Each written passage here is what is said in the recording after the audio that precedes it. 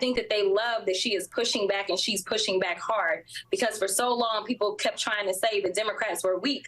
But right now, the only person that looks weak is Trump. He doesn't have an answer for the vice president, and all he wants to do is talk about her behind her back. But as she stated in Atlanta this week, if he's got something to say it to her face.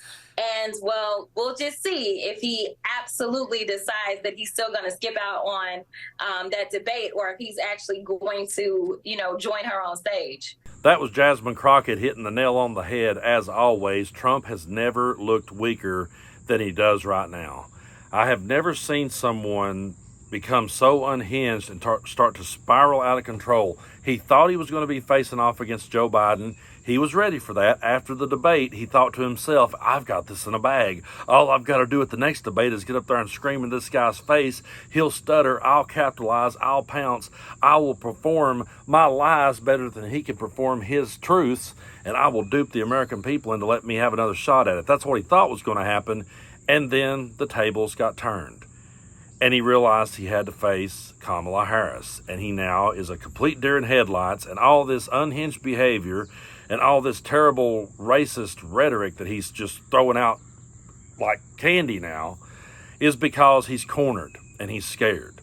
And I have played a whole lot of backwoods dives here in East Tennessee as a musician, and I've watched so many people over the years get bounced out of a bar for acting up. And usually they would get warned a time or two beforehand. They would be told, hey, you're out of line. You can't be doing that. Try to tone it down.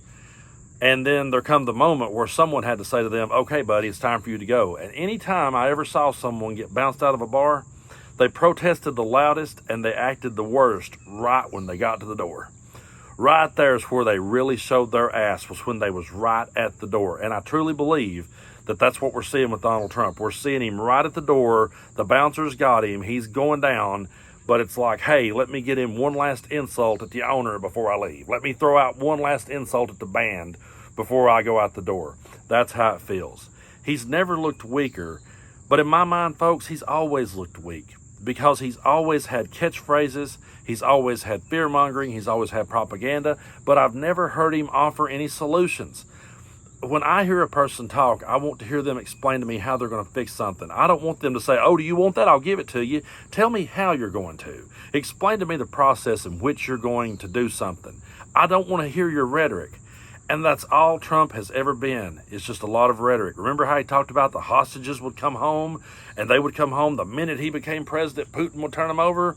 Well, Joe Biden actually got that done. But here was Trump promising that he would, and he failed miserably. Take a look. Evan Gershkovich, the reporter from the Wall Street Journal who is being held by Russia, will be released almost immediately after the election, but definitely before I assume office. He will be home. He will be safe. Vladimir Putin, president of Russia, will do that for me, and I don't believe he'll do it for anyone else, and we will be paying nothing. Biden likes to pay massive numbers. We will be paying nothing. Thank you very much. So that's another promise that he wasn't able to keep, and again, he looks weaker than ever. And when Joe Biden was asked about Trump, his response to this is just priceless. Take a look. President Trump has said repeatedly that he could have gotten the hostages out without giving anything in exchange. What do you say to that? What do you say to President Trump now, former president? Why didn't he do it when he was president? Sir, what did you Well, that's the million-dollar question. Why didn't he do it? Why didn't he do it when he was president? Why didn't he do a lot of things while he was president? Why is it that the only two promises he kept was doing away with Roe versus Wade and giving his rich buddies tax cuts? That's the only two promises he kept. Everything else he failed to do. Everything else Joe Biden had to come in behind him and clean it up and fix it and repair it and get it done like a real leader. Donald Trump has never looked more weak, but he loves to talk about how that we're a laughing stock on the world, and he runs down America every chance he gets and talks about what a terrible country we became. Here he is talking about how they're all just laughing at Biden. They wouldn't laugh at him, though. Take a look. We're laughed at all over the world. When I was president, we weren't laughed at. President Xi was not laughing at me. But I think he forgot that the world did laugh at him right to his face. You guys remember this?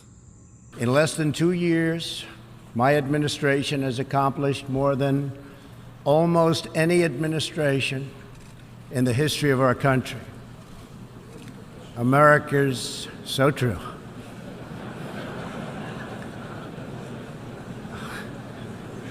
Didn't expect that reaction, but that's okay. They were laughing at him then, and they're laughing even harder at him now. People around the world write to me every day, and they say, Brando, we cannot believe what we're seeing in your country. We can't believe this guy is still a contender. We can't believe the things that we see his followers doing out at the rallies. They'll ask me, they'll say, Brando, did those people really put on diapers? Did they really wear bandages on their ears? Did they really do all of these things? And I'm like, yeah. And they're like, well, that's pretty damn weird. And I'm like, yeah, I know, it really is. But it's because they're at their weakest moment. And all they have is their WWE rhetoric. They do not have real ideas. They do not have real solutions. The only thing they know how to do, folks, is create chaos and muddy the water. And in my mind, that's a sign of weakness.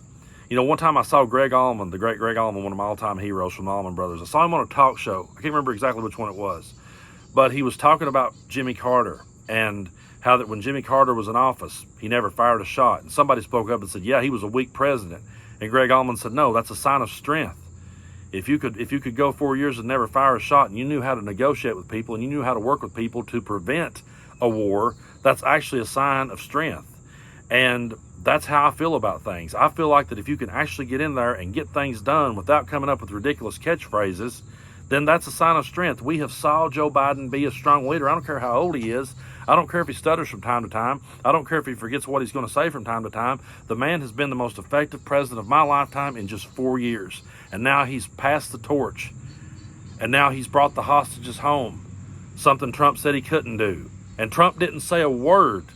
Didn't welcome them home, didn't say anything. Why? Because he didn't care about them. He was hoping they would be held until he could take credit for it. Just like he did with the border. So to everyone that's like, oh, he tells it like it is, we love him because he tells it like it is. No, he's just telling you what you want to hear, but he's offering no real ideas, no real solutions, and he's not fixing anything. Has anyone in Maga ever stopped to say, you know, ever since he come down that escalator, he's actually not fixed these problems. He's still talking about it. The same exact talking points.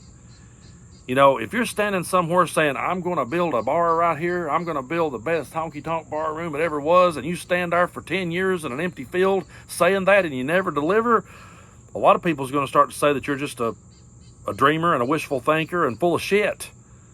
And that's what Donald Trump has done. He's stood back and talked this stuff for years, and he's going to keep talking it, and he's going to keep hoping that the problems stay around so he can keep talking about how bad this country is. He loves to run us down. I've never heard a former president, someone running for office again, run down this country the way he does on a daily basis. But he does it, and his followers stand back and cheer and act like their lives are miserable. And the only thing they can find to bitch about is the opening of the Olympics. That's the best they got. That's their persecution. That's them being mistreated. I mean, if that's the worst problem, my grandfather used to say something to me all the time. Hit one of my favorite lines my grandfather ever said. It stuck with me. If something bad happened to me, he would say, son, if that's the worst thing ever happens to you, just be grateful. He used to say it to me all the time. I remember one time, this is a horrible story, but I remember one time in the second grade, it was Easter, and I threw up a bunch of eggs that I ate. And I was so embarrassed because I threw up all over this kid that was sitting in front of me. I was so humiliated. I was so embarrassed. I came home. I didn't want to go back to school the next day because all the kids was laughing at me and poking fun at me, and the kid I threw up on was mad. And my grandpa was like, buddy, if that's the worst thing happens to you, just count your blessings, be grateful. You know, that's how it is, really. But the worst thing that ever happened to these people was the opening of the Olympics with drag queens. That's the worst thing ever happened. The worst thing that ever happened was that, you know, all the ridiculous culture wars they fought. Bud Light, a trans on a beer can, that was the worst thing ever happened to you. If that's the worst thing that ever happened to you, like my grandpa said, just be grateful. Because that's not persecution. You're not the victim in the story. Donald Trump catered to them and made them the victims in the story, and because they all have this victimhood mentality, they're going to take that and run with it, that they're the victims, but they're not. They're weaker than they've ever been. And he's getting bounced out of this bar. And right as he gets to the door, he's getting louder. I've seen it a dozen times, and I am enjoying watching it on the national stage. It is going to be absolutely glorious watching him react to losing again. It's just going to be wonderful. So everybody keep your eye on the ball, stay focused, and vote on the side of democracy, and let's watch this unhinged drunk get bounced out of the bar forever.